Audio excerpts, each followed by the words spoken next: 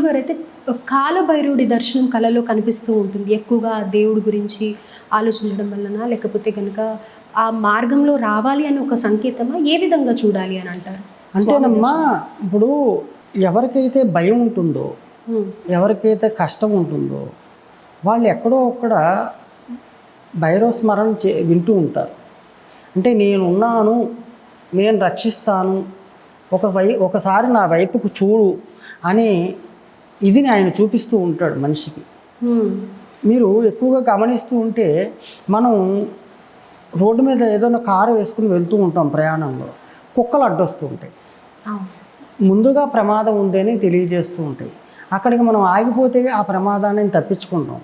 అది గ్రహించలేని వాడు ముందుకు వెళ్ళిపోతాడు, ఆ కుక్కను గుద్దేసి ఆ పెద్ద యాక్సిడెంట్కి గురై చనిపోతూ ఉంటాడు. కుక్కలు ముందుగా ఎలా తెలియజేస్తాయో ప్రమాదాన్ని, భైరవుడి యొక్క స్మరణ అతి కష్టం ఉన్న వాళ్ళకి భైరవుడు ఏదో రూపంలో, నేను ఆ వీడియో రూపంలోనో ఎవరి నోటు ద్వారానో ఏదో రకంగా భైరవ శబ్దం మనకు వినపడుతుంది.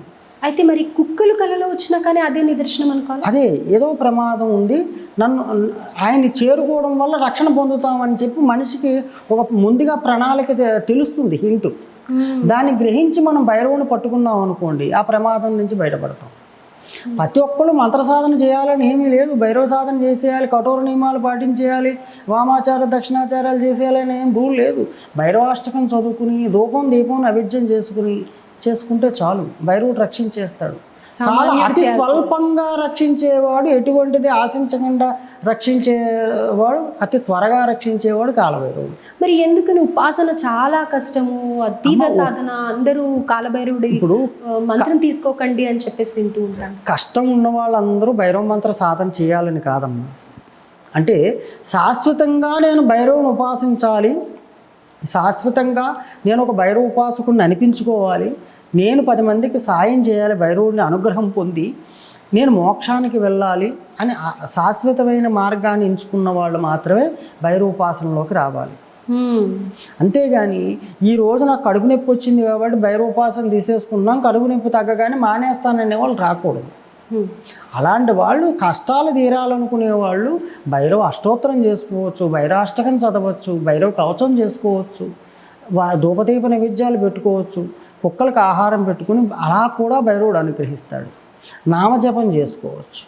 మంత్ర సాధన చేసాము తీసుకున్నాము అంటే కనుక ఎప్పుడైనా ఒకటి గుర్తుపెట్టుకోండి, ఒక మంత్రం తీసుకున్నాం అంటే ఇంట్లో ఒక పులిని తెచ్చుకుని పెట్టుకుంటున్నట్టు. ఆ పులికి ఆహారం పెట్టకపోతే మన ఎలా మింగేస్తుందో ఆ దేవతను కూడా అంతే. సాధకుడు ఏదో గురువుగారు ఫ్రీగా మంత్రం ఇస్తున్నాడు కదా అని మంత్రం ఒక ఆయన వచ్చాడు నా దగ్గరికి, నేను 74 మంత్రాలు తీసుకున్నానండి, కొన్ని మంత్రాలు పక్కన పడేసాను, అంటే ఎక్కడ పడేసావు పక్కన? మరి ఏం చేయాలంటారు? తప్పమ్మా, అలా గోముఖంగా మంత్రత్యాగం చేయాలి. మంత్రం తీసుకున్నంత ఈజీ కాదు మంత్రత్యాగం చేయటం. అంటే దానికి కూడా ప్రత్యేకమైన చాలా ప్రక్రియ ఉంది. మంత్రత్యాగి దరిద్ర, మంత్రాన్ని వదిలితే దరిద్రుడు అవుతాడు వాడు. మంత్రాన్ని వదిలిపెట్టకూడదు, మంత్రం తీసుకున్నామంటే జీవితకాలం పోషించాలి. అలాగా ఒకవేళ అది సరైన మంత్రం కాదు అని చెప్పి త్యాగం చేయాలి అనుకుంటే గోముఖంగా గోవుకు పూజ చేసుకోవడం, ఎడమ చెవులో గోవుకు సంకల్పం చెప్పుకోవడం, వదిలిపెట్టడం మంత్రం. ఎందుకంటే ముక్కోటి దేవతా స్వరూపమైన గోవు భరించగలుగుతుంది ఆ మంత్రాన్ని, అందుకే గోముఖంగా వదిలిపెట్టడం. మళ్ళీ అదే మంత్రం వేరే గురువు, మంచి గురువు ఇస్తున్నారు అని అనుకున్నప్పుడు ఒకటి గుర్తుపెట్టుకోవాలి, మంచి గురువు చెడ్డ గురువు ఎవరు ఉండరు.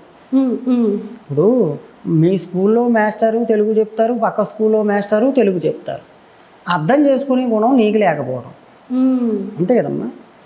అర్థం చేసుకునేవాడు ఎక్కడైనా చదువు నేర్చుకోగలుగుతాడు.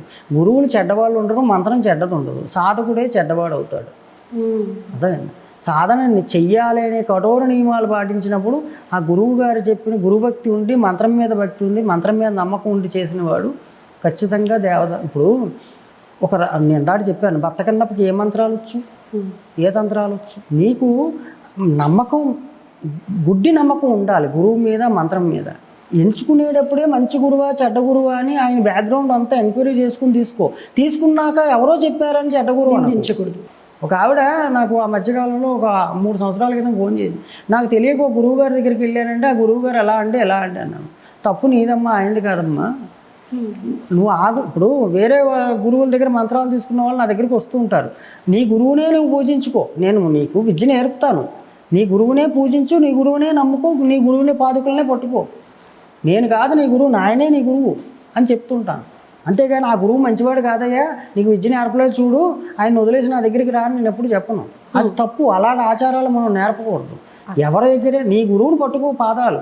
నీకు విద్య ఆయన నేర్పలే సమయం లేదా, నేను నేర్పిస్తాను. నేను ట్యూషన్ చెప్పే ట్యూటర్ని మాత్రమే, ఆయనే నేను ప్రధాన గురువు అని చెప్తుంటాను. ఇప్పుడు ఎంతమంది చేస్తుంటారు ఇట్లాగా? అంచేత గురువులు చెడ్డవాళ్ళు ఉండరు, లేకపోతే మంత్రం చెడ్డది ఉండదు. నీకు ఓపిక లేక నువ్వు సాధన సరిగా చేయట్లేదు అని అర్థం. అయితే గురుగారు, ఓం కాలభైరవాయ నమః అనే మంత్రం వల్ల కలిగే ప్రయోజనాలు ఏంటి? అలాగే ఈ మంత్రాన్ని గురువు లేకుండా జపించడం కానీ, లేకపోతే ఆ మంత్రం సాధన చేయడం కానీ చేయొచ్చు అంటారు? అదే నామస్మరణ అంటారు. అంటే ఓం కాలభైరవాయ నమః. కాల అంటే కాలం, భైరవ అంటే రక్షణ. కాలాన్ని రక్షించేవాడు కాబట్టి కాలభైరవ అన్నారు. ఆ పేరులోనే అర్థం ఉంది. కాలాన్ని రక్షించేవాడే కాలభైరవుడు. అంచేత కాలాన్ని అంటే అర్థం ఏంటి? నువ్వు అనుభవిస్తున్న కష్టాన్ని, ఆయుష్ని, దీని అంతటిని కూడా రక్షించేవాడు భైరవుడు. కాబట్టి రక్ష రక్ష రక్ష అంటున్నావు నువ్వు, అంతే. అక్కడ భైరవ రక్ష, భైరవ రక్ష. అంచేత భైరవుడు రక్ష రక్ష అన్నప్పుడు ఎక్కడ నువ్వు భైరవ రక్షించు అని వార్తనాదం వినపడుతుందో అక్కడ క్షణంలో ఉండిపోతాడు. కాబట్టి కాలభైరవ నామస్మరణ ఎటువంటి గురువు అక్కర్లేదు, ఎవరైనా చేసుకోవచ్చు. ఆడ మగ చిన్న పిల్ల ఆచార వ్యవహారం లేకుండా చేసుకోవచ్చు.